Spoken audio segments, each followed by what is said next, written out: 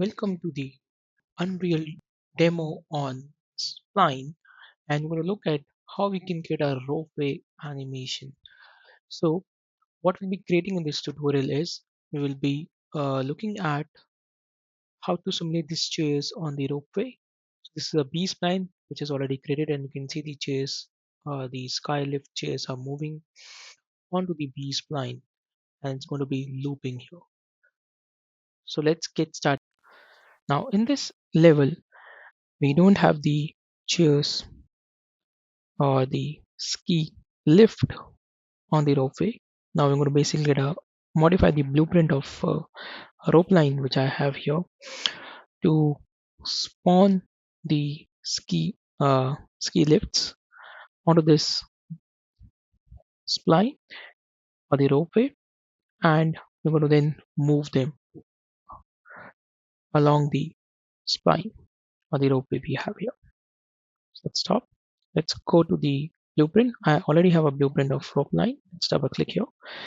Now in the rope line in the construction script, you could see that I have some notes here of the blueprints, which is basically creating the ropeway mesh over here.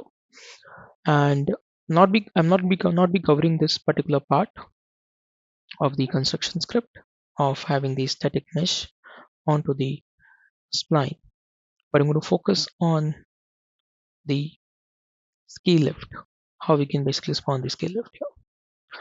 For that, I'm going to first start with the construction script here. In the construction script, I'm going to take a sequence node here, a sequence node,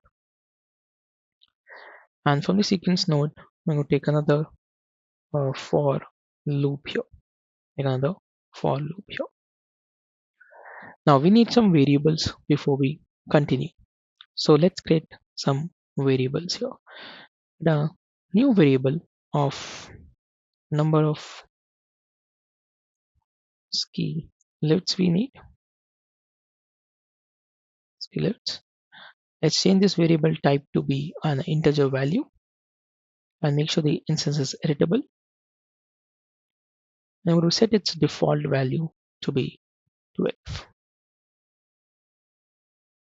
And then I'm going to add another one, which will be the mesh list. It would be an array of the actor class reference. We'll take the actor class reference. I'm going to change this to be an array. Compile and save it. Lastly, we would need one more variable for the actual reference of the actor. So I'm going to take it as a model of the ski lift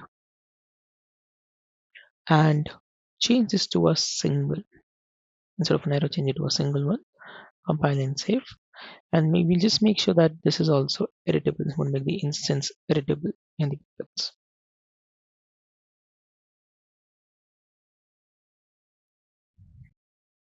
Now once this is done,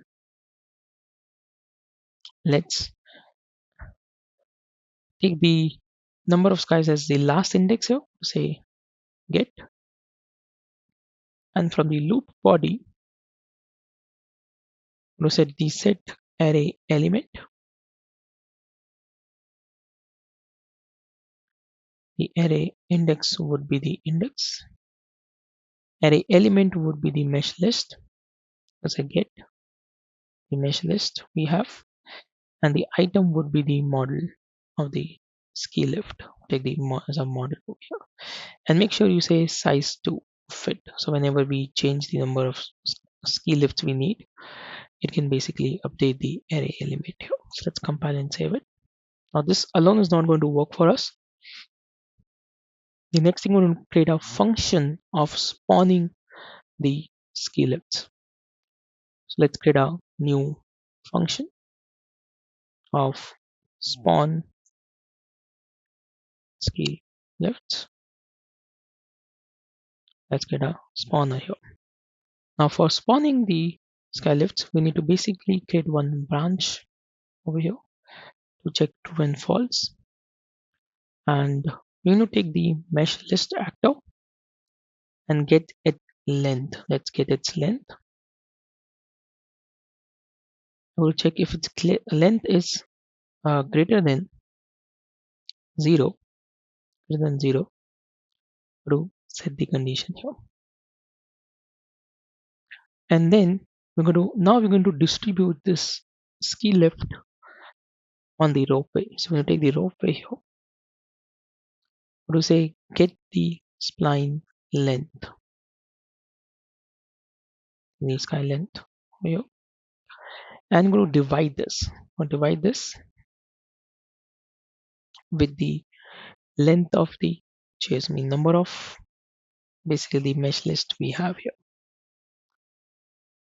So the scale lifts which are going to spawn can be divided along the length of the spline. Now create one local variable over here. Create a new local variable of distance between scale lifts. Let's change this to be a float value. So compile and save it.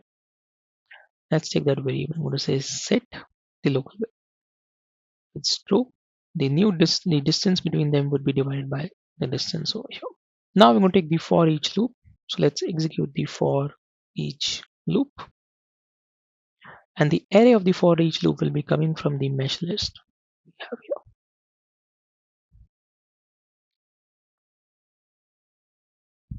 So let's connect the array.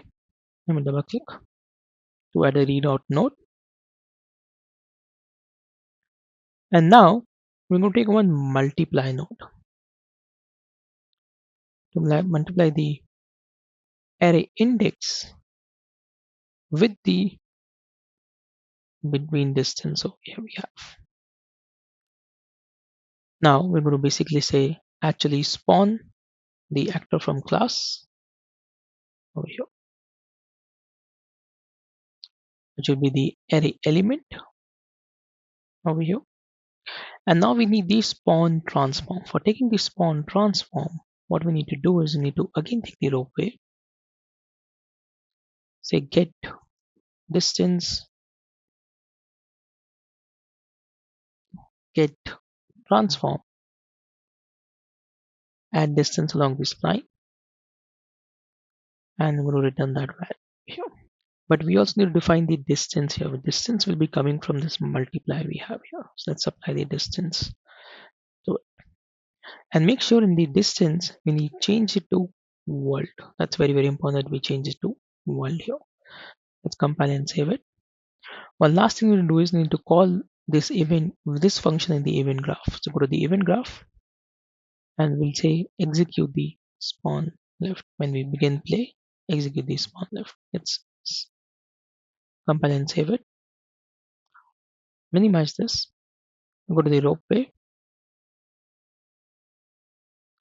And in the ropeway, we need to define the model here, the scale lift we have. So I'm going to apply the model of the scale lift and let's simulate it. So you can see the chase now, the scale lift is now coming across the spline we have. Now we need to move this. For moving this, let's go back to the ropeway blueprint. And over here, we'll create new function of move the scale. It will basically be moving this out here. Now we need two variables here. Right, one variable of the speed itself is going to be a float but editable, and let's give it a default value. We'll compile it and give it a default value of 5000. Let's save this. We also need one more variable over here, which will be the spawn actor, and we need to change this to be an actor reference. So let's change it to an actor reference,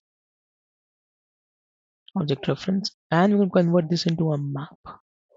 Take the actor reference and the float value. Let's compile and save it. And in the move scale lift, we need to take two inputs. So we need a new input of in actor. Let's change it to actor reference, object reference. And another one will take the in distance, which will be a float value. Now these two variables will be coming from the spawn function we have. I'll define both of them. After we have defined the move lift, now we're going to create one new local variable as well. A new local variable, and it has new distance, which would be the float. So let's change it to float, a single value.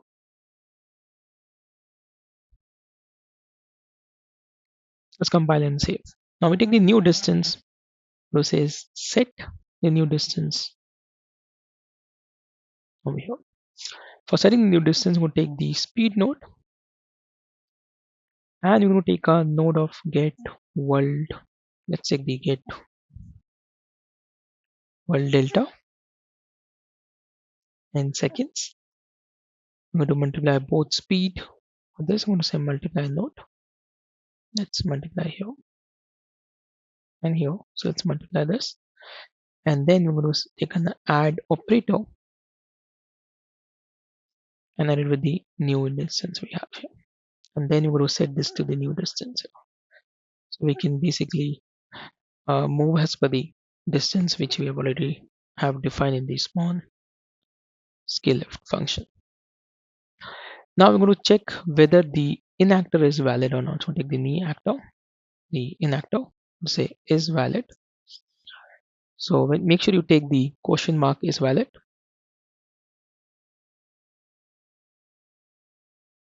And I'm going to execute that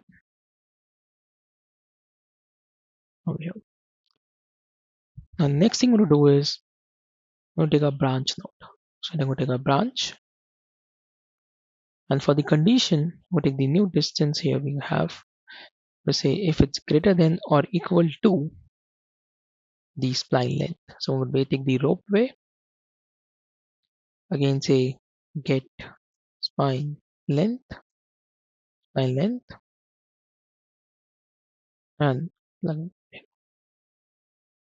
let's put this over here and put it into the condition. Now we need to basically, if it's true, we're going to set the new distance. So the new distance, let's set this back to 0.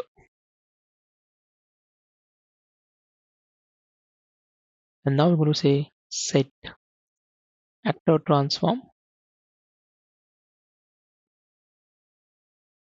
over here. The target would be the in actor. So we need to go back to the in actor. Let's take the in actor, the target. Let me double click to add a reroute node.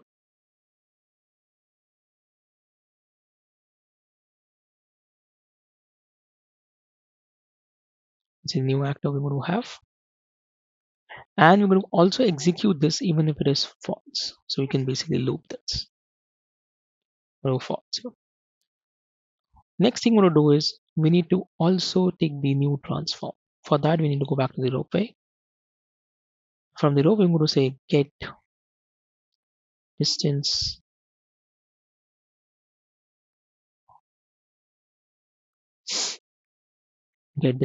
along the spline location which we have, and we'll take the new distance as the location. So say get distance. This is actually location. So this, let's say this. Let's take get transform. We'll take the transform, add distance along the spline. So we can now plug in the new distance. Make sure you change this to again world space, and then plug into the new distance, new transform. So because we want to load this, so what we do is we'll take the map now, the map we created of the spawn actor. Say get. I'm going to simply say add, but add function. Let's execute that. We'll again need the actor. Double click to add a reroute node. And over here, we need to define the distance and take the new distance. We take the new distance, get and apply. Now we need to do the same thing in the spawn scale lift function as well. So we'll go back to this spawn scale lift function over here, and we take the map now, variable spawn actor, get, what to say, add, the return value will be the target, to execute that. And for the distance, when you take the distance from here, you multiply. So let's take this distance here and this. Lastly, we need to call the move function in the event graph. So go to the event graph now, go to the event tick. In the event tick, take the move scale lift, like that. We'll take the spawn actor, and from the spawn actor,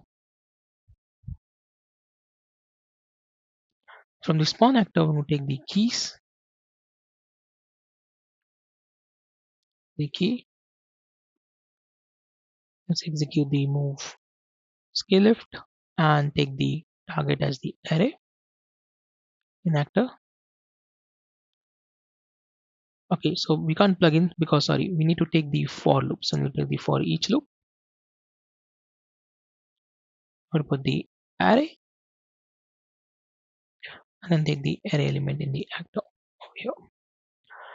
And for the in distance, we'll basically take find map, and from the array element, find the new distance. Let's compile this and save it. Done. So now if we simulate this, let's try simulating it. So we simulate this now.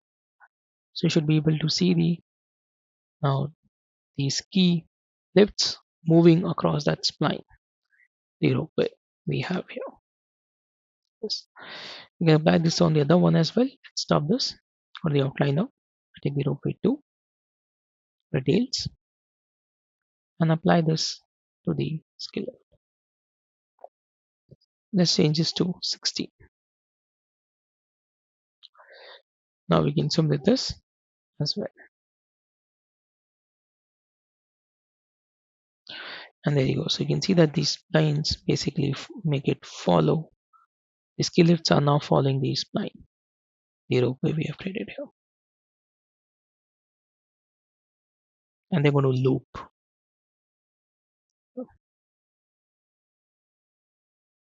So that's it. That's how you can basically make anything follow the spline, and you can create an effect of a ropeway.